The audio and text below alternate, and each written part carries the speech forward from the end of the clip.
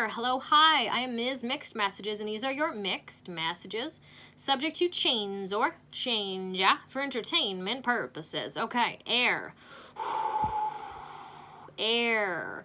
Air, all's fair in the end of that. So air. What is air? It is what we breathe, right? Air, I think, can't really be seen until or unless it's mixed with something else. Like when we see smoke, which is a combination of fire with earth. Air can be seen when it is moving with water. You see it when there's a breeze. You feel it on your skin, right? Air, it's very subtle. It's super gentle, and we require it. Air in tarot or astrology, whatever represents intellect usually, thoughts, air, clouds. But again, clouds occur thanks to also other elements. So this is something essential for our air aspects to know the essentiality of other elements, okay? To help air, okay? To provide air, to make air more air. And yet air isn't just air. Air is other things too. So air, if we're looking or talking about astrology or zodiac and the signs, okay, from many perspectives, the astrology and the signs in the zodiac is their planets or stars. But from other points of view, they're actually demons that were assigned at birth to each individual, okay, in somewhat of a map of a chart, to basically challenge an individual and provide somewhat of an identity structure to the ego, and the spiritual journey of the soul is to transcend rather than to blend in with that, okay? More or less. That's just one point of view. So within that birth chart, everyone has air, okay? And it is our third house of communication, that's Gemini. And then it is the seventh house, which is Libra, of relationships, okay? Both romantic and platonic and I want to say ignorant, like strangers, you know, just relationships, but also how you relate, okay? Relation, okay? And then we've also got Aquarius. Aquarius, the rebel, to rebel, but also the status in society. So that's that stranger thing, okay? So it's the intimate relations, and then it's the less intimate. It's the greater than bigger picture Aquarius, which is what house? It is the 11th house, right before the 12th house, the 12th house being Pisces, being the end, okay? So everyone has got these houses within their chart, and therefore these signs and possibly planets. So this reading is all about and from the perspective therefore of air, okay? Now, air in general doesn't really care. Air can be said to not really have much of a heart. Now, depending on where you're situated in these certain situations of relationship, that's interesting with air to not care within relationship. In communication, there's a certain amount of detachment of what is felt, because it is said, not felt, when communicating, and yet it doesn't need to be said to be communicated. And in the grandiosity of the world or community and communities at larger scale, who you are, how you are in relation to, so those houses within yourself, or however the planets are situated. So how this reading is going to go is, firstly, I'm going to scry. Secondly, I'm going to deep dive into the Holy Bible before I scramble babble, and then get for y'all a Dark Goddess Oracle, and then some tarot cards. So, firstly, scrying for air.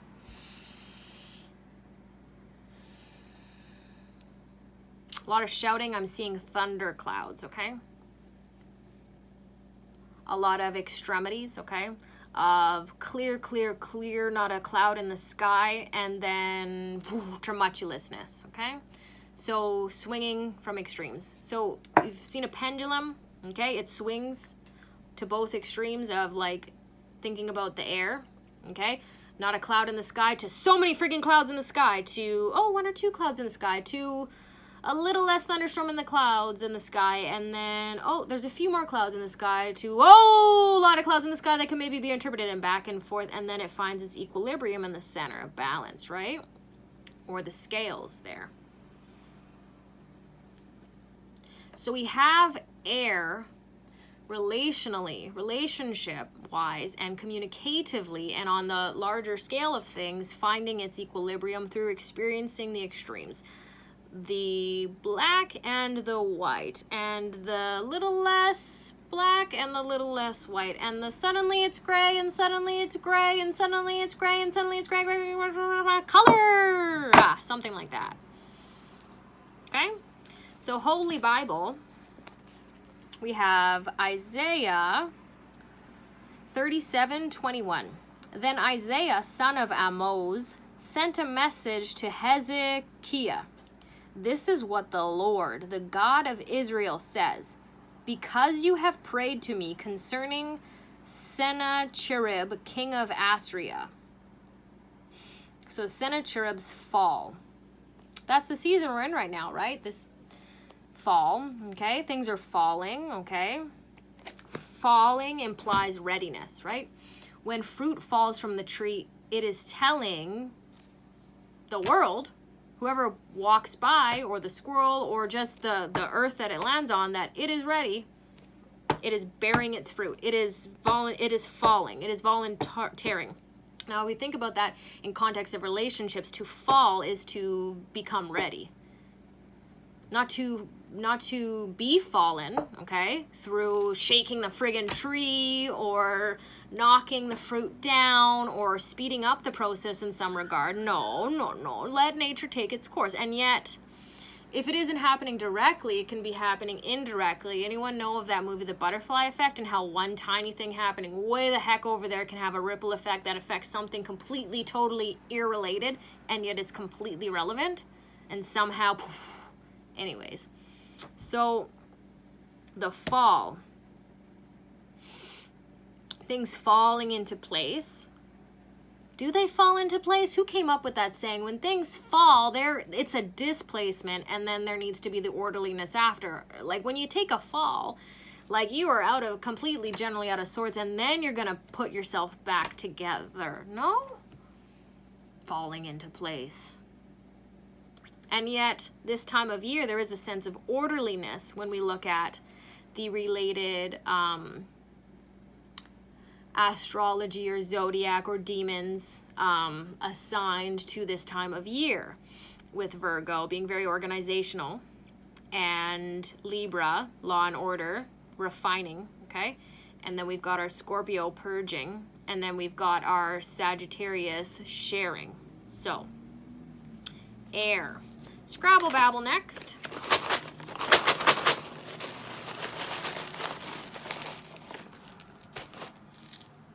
So we've got an apple. I love that. Apples falling, okay, the fruit.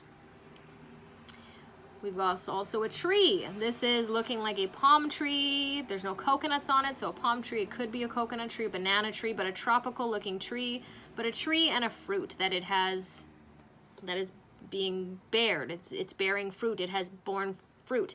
And I'm also hearing the apple doesn't fall far from the tree as well. We have 3 S's. That's wild. S in numerology is what?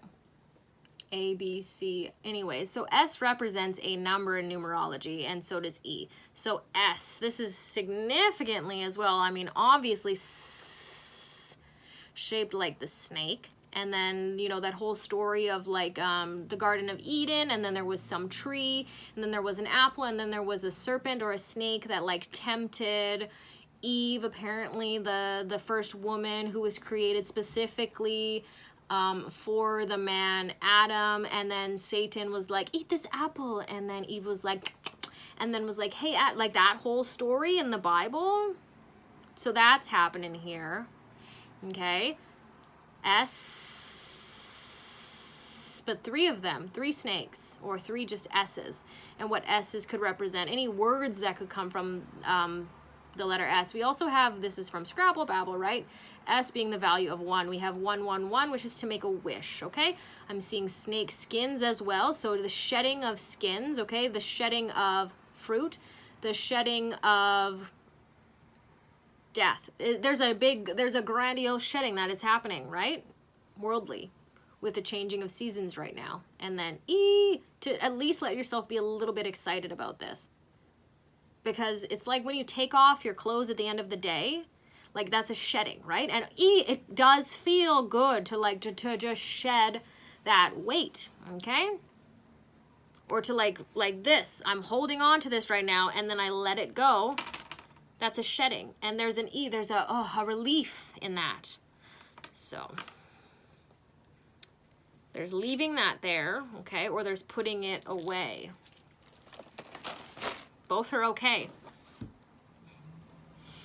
Up for interpretation, okay? Life is what you make of it. So let's get your dark goddess, Air.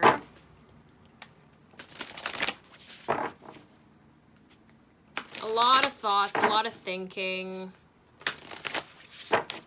And let's think about why that is. So every other element, more or less, is or can be contained except for air. Air is not the container. Air is almost what contains the other ones. So to have thoughts or vibes or wherever you have an air element within your chart, or to look at air and to have thoughts, no, they're not. There is no container. Maybe the brain's the container, but even then, outside thereof, where are those thoughts coming from, etc. So it makes sense to me. So with the dark goddess here, we have Sedna and abandonment, okay? We have a mountain here, and we have a young girl with a sort of, I want to say kooky or different bit of a haircut. Those bangs aren't straight. They're a bit off, okay? Different, okay? Peculiar, strange. And we've got some markings on her face, okay? Could be tattoo, it could be makeup, it could be symbolic, okay? And she is barely clothed, but there's mountains. So it's somewhat connecting her with the colors there of the blue with that solace and the solidity of the mountains of the earth, okay? Sedna, goddess, abandonment. What is being abandoned right now? What needs to be let go of? Abandonment. Letting go, abandoning what things that are being held on to, or being abandoned before you are abandoned. And then I'm thinking abandoned, band-aid, a band-aid, right?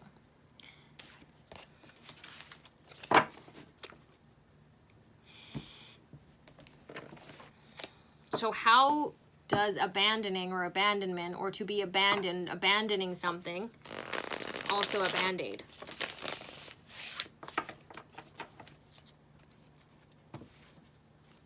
We have the Magician here and the Wheel of Fortune, okay? Great quote is that the wheel never gives an individual what they want. Now, the Wheel of Fortune is a major arcana card. This in reverse is someone trying to use their will to exert and to have what they want. With the Magician there, trying to manipulate things using techniques like manifestation or law of attraction to manipulate and make things be in their favor. And that favor may be being blinkingly aroused or shown, or, you know, a tickle of what becomes addictive and an addiction in a certain degree. But essentially the wheel spitting that back out. Because the wheel of life never gives. Look at nature. Never gives people what they want. Always what they need. So that's that right there. And that was a big, you saw that spit out and pour out. This might have something to do with love, 2 of Cups, or if it isn't love, it is a relationship, or trying to manipulate or receive or get love out of someone that isn't necessarily giving it by choice. Now, again, goosebumps up my back right now, but the choice, is it a choice, or does the apple, the fruit, just fall when it is ready? Right? What else do we have here? We have the 7 of Swords, which is something occurring deceptively. So what you are attempting to deceive or go around is actually being brought right in front of everyone's awareness or face. We have the 7 of Wands there. So everything once in darkness will be brought to light. That's what I have, air. Ciao. Bye-bye.